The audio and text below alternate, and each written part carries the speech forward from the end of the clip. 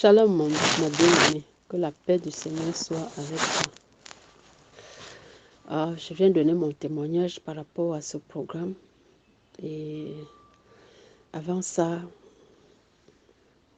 avant ce programme, je désire donner un témoignage pour les préparatifs de ce moment, pour son avènement, de ce qu'on est en train de passer, pour l'avènement de ce qu'on est en train de passer en ce moment-ci.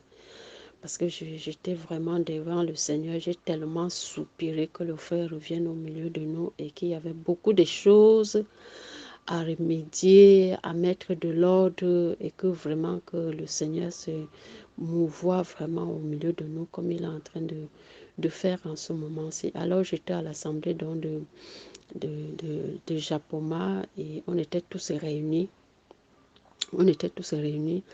Et puis je me suis levée, je ne sais pas ce que j'allais à la cuisine faire. Et à mon retour, le frère Junior était déjà dans la salle. Et quand nos yeux se sont donc croisés, nous deux, on se posait des questions.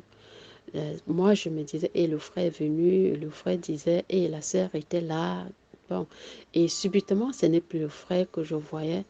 J'ai vu un homme à l'entrée de la porte et je ne sais pas qui a transpercé le frère, puisque ce n'est plus le frère que je voyais. Et je suis restée là à le regarder, à le fixer, à le fixer. Et puis, à le fixer, et puis sur son visage, il y a une lumière comme le soleil du matin, voilà. Parce que ça avait tellement de rayons. Ça a commencé à éclairer, à éclairer, à éclairer, à éclairer, à éclairer. Et puis, subitement, ça a pris toute la salle, ça a illuminé tous ceux qui étaient. Oh, et quand je suis sortie de ce songe, vraiment, j'étais vraiment très, très émue et j'avais compris que c'est maintenant que je suis en train de comprendre que c'était pour ces moments-ci. Et bon, maintenant, dans la deuxième partie, toujours dans l'assemblée de Japoma, et on était encore tous rassemblés. Il y avait tellement le monde jusqu'à dehors. Et comme dans ce moment-ci, dans certains partages, je comprenais le frère dire qu'il faut terrasser le dehors et qu'il n'y aura pas moyen ici les gens seront. Je dis que les gens vont tellement venir, si bien que on va manquer où s'asseoir, qu'il faut déjà que on commence moment venu, on va nettoyer le dehors pour donner de l'espace. Alors, j'ai vécu ce moment-là en esprit et après, subitement, j'ai vu un, un oiseau, je ne sais pas ce que c'était, quel genre d'oiseau. Je voyais un oiseau qui venait les- les- les- vers l'église, puisqu'on était tous rassemblés. Et l'oiseau crachait du feu. L'oiseau crachait du feu. Les gens accouraient de part et d'autre, couraient de part et d'autre, couraient de part et d'autre. Alors moi, je suis restée là, je dis, mais qui est-ce qui vient nous disperser de cette façon-ci? Qu'est-ce qui ne va pas? Et puis subitement, je me suis vue dans les airs. Je me suis vue dans les airs et j'ai affronté cet oiseau et je l'ai fait descendre et je suis sortie. Je suis sortie de la vision toute tremblante. Je tremblais tellement, je tremblais. Bon, par rapport donc à ce programme de 21 jours, guerre, comme on a d'abord commencé à nettoyer nos familles, nous-mêmes et tout, enlever tous les idoles, détruire tous les crânes, les totems et tout, j'ai perdu mon cousin avec son fils le même jour par un accident et je suis allée devant le Seigneur. J'ai donc demandé au Seigneur, ah Seigneur, qu'est-ce qui n'a pas marché que mes deux membres de ma famille tombent au même jour? Et puis j'ai entendu une voix qui me dit, tu as déclaré la guerre et qu'est-ce que tu attendais? Voilà ce que j'ai entendu. Et puis je suis donc restée tranquille. Je suis restée tranquille. Et au moment où il fallait encore détruire les prophètes de Baal, les prophètes de Baal, qu'il fallait les anéantir, les détruire et détruire toutes les œuvres. Alors je me suis donc retrouvée au Congo, à l'église de Tato, c'est Tato Philippe, je ne sais pas, le Congolais grand de taille brun là, qui a épousé une blanche, c'est Tato Philippe si je ne me trompe pas. Alors j'étais accompagnée de deux sœurs. Et quand je suis donc arrivée, je, j'étais assise, on a pris place quelque part.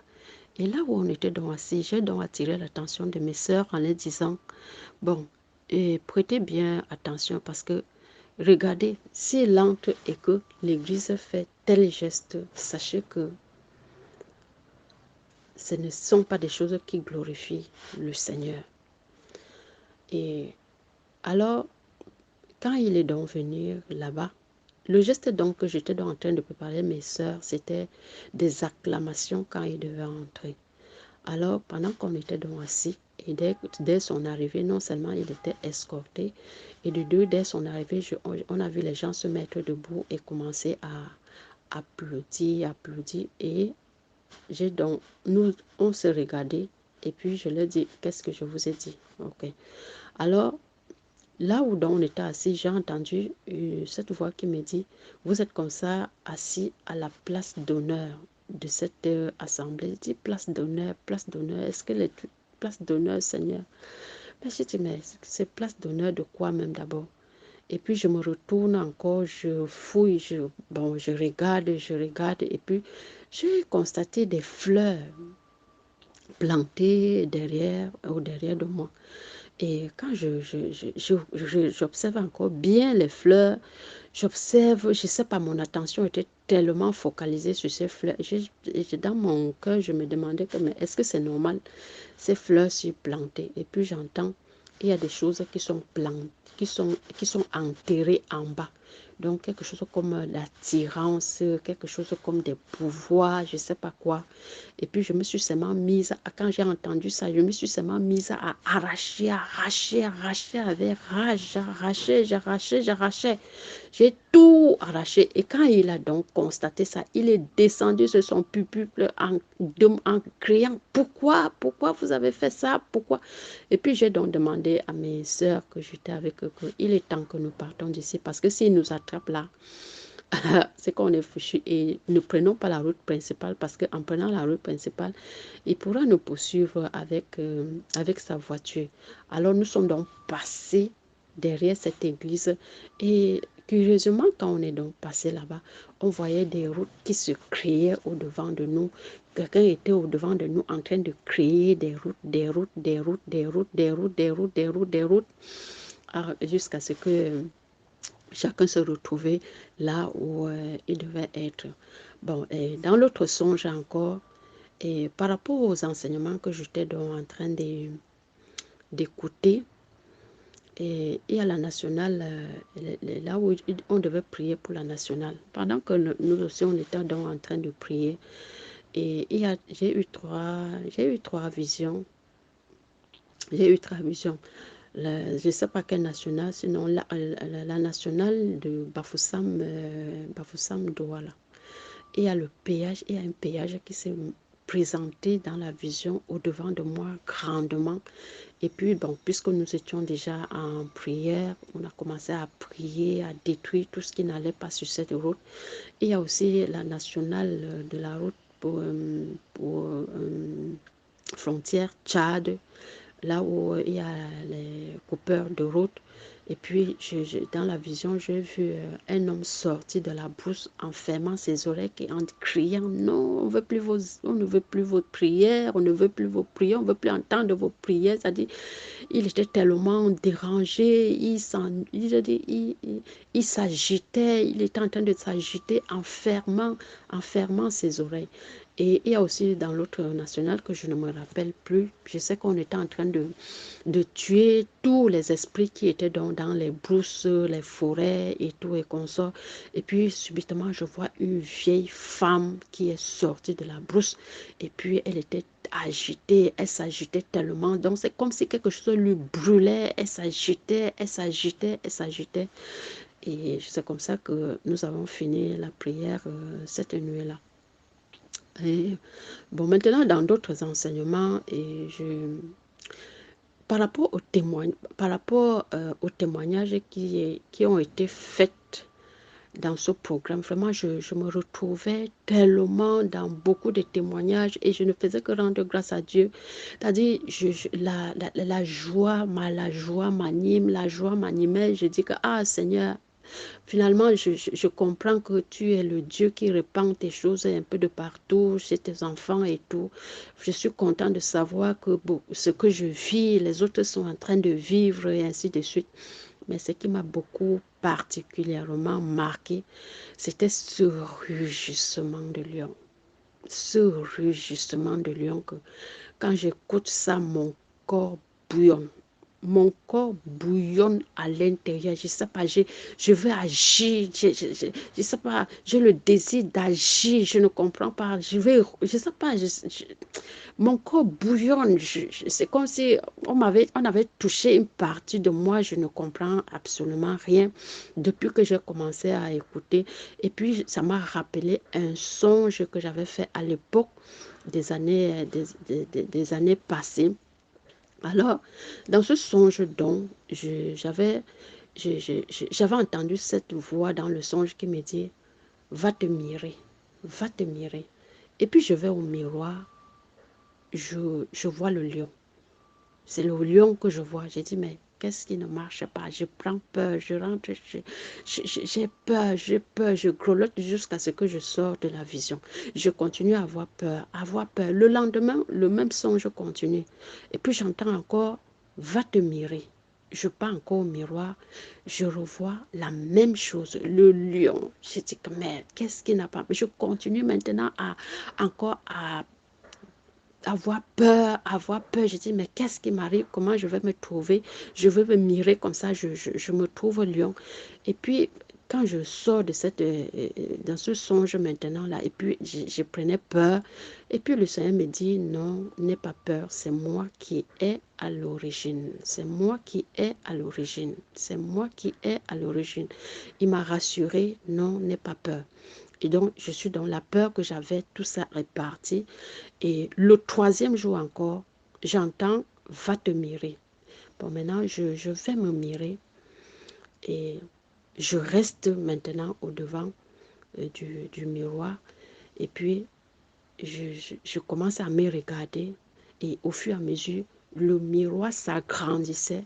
Le miroir s'agrandissait et je pouvais me voir complètement en lion.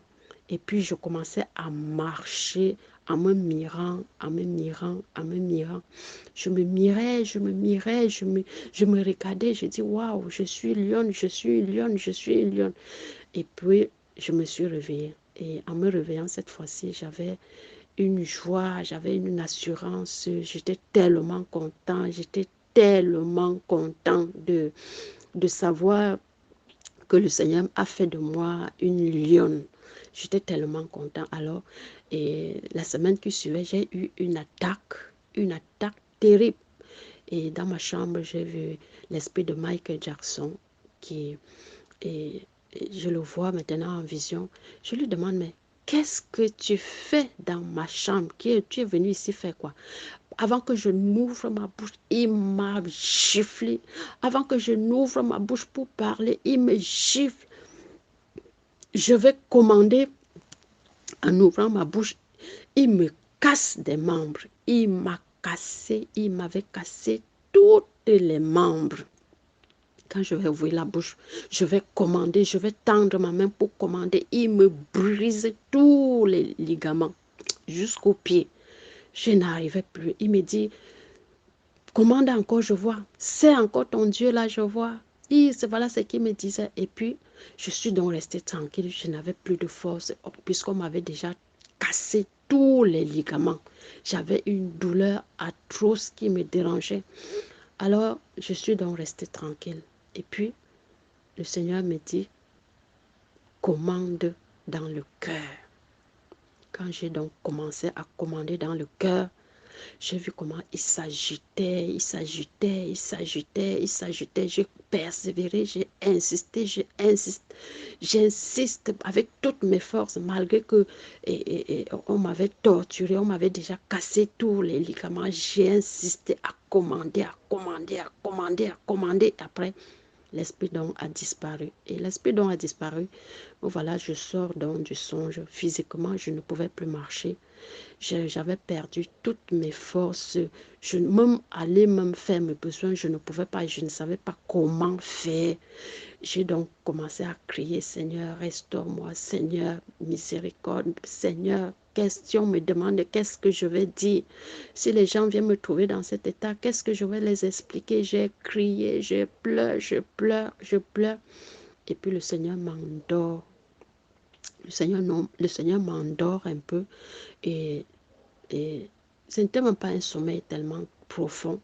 Et puis, subitement, j'étais toujours dans ma chambre. Je vois, dans la vision, je vois un lion à l'entrée de ma chambre. Il est d'abord resté là en me regardant. Il me regarde, on se regarde, il me regarde, il se regarde. Après, il commence à s'avancer vers moi. Il s'avance vers moi, il s'avance, il s'avance. À côté de mon lit, je vois, il monte sur mon lit, il s'étale sur mes pieds. Il s'étale donc sur mes pieds. Il est resté, on se regardait, on se regarde, on se regarde, on se regarde. Et après, il se relève maintenant, il ressort. Et quand il ressort, je sors donc de la vision et j'étais vraiment restaurée, entièrement restaurée, complètement restaurée. C'est-à-dire les douleurs que j'avais, je n'avais plus rien, absolument rien. Donc, je pouvais donc commencer, je pouvais donc travailler ce jour-là. Alors, depuis ce programme, quand j'ai donc entendu les rugissements de part et d'autre, mon cœur, mon cœur tressaillit, je dis que mon corps bouillonne, ça bouillonne à l'intérieur. Je dis, merde, Seigneur. Donc, ça me rappelle donc jusqu'à ce que, et, donc, j'ai écouté la guerre, l'enseignement de la guerre 20, la guerre 20, que cette sœur au Cameroun a commencé à rougir, et puis le frère disait qu'elle était en train de lutter dans son village avec tous les esprits qui se trouvaient, tous les totems qui se trouvaient. Waouh! J'ai dit, quand j'écoutais ça, je ne sais pas, je sentais une présence, mon corps bouillonnait, mon corps, je ne sais pas, je prenais de l'ampleur, je gonflais, je ne sais pas, je ne sais pas ce qui m'arrivait, j'étais toute chaude, je ne sais pas, tout mon intérieur était en feu et je ne savais pas comment faire. J'étais là, je sais pas, ça me tourmentait, et puis subitement, il y a un léger semelle qui m'a pris et puis me voilà, je me retrouve dans une brousse en train de, je sais pas, j'ai dit, j'étais comme quelque chose qu'on a déchaîné et qu'il fallait que je, je sais pas, j'étais dans une chasse pas possible que je n'avais même jamais expérimenté cela. C'est-à-dire que et je me voyais en lion, j'ai tellement déchiré et je ne savais dans quelle forêt j'étais parce que la forêt là était tellement vaste. Je grimpais même sur les arbres pour attraper les animaux et les déchirer, je les déchirais, je grimpais sur les arbres, je disais que je n'arrivais pas à comprendre la force que j'avais, cette nuit. Ah, c'est ma première fois d'expérimenter cette dimension de chasse-là, et puis vraiment, c'était terrible, et quand je sors donc de, de de cette vision parce que je n'étais pas tellement, j'étais pas en profond sommeil. Je suis restée sur mon lit et j'étais tellement remplie, j'étais tellement rempli. Je dis que ça, c'est pas, je ne savais pas comment faire. Et puis, je ne pouvais pas, les sensations de mes mains et de mes pieds là, je ressentais que les pattes des lions posées au sol. Les pattes de lion, je suis donc restée presque 15 à 20 minutes, 30 minutes même, afin que les choses revenaient doucement, doucement, doucement, doucement. Et je suis donc, je suis donc allée prendre une douche très tôt le matin. Et puis tout cela est parti. Et je ne peux que rendre grâce à Dieu pour tout ce qu'il est en train de faire au milieu de nous, vraiment. Et vraiment la joie depuis ce programme, la joie. Je suis remplie. Moi, la coupe de la joie me déborde seulement parce que je suis content de ce que les bien-aimés sont en train de vivre, les bien-aimés sont en train d'expérimenter partout dans le monde, au Cameroun particulièrement, vraiment, et par le biais de notre bien-aimé frère Junior. Que le Seigneur le fortifie davantage et ce à quoi le Seigneur lui a appelé vraiment que l'objectif soit atteint au nom de Jésus-Christ de Nazareth. Shalom, shalom.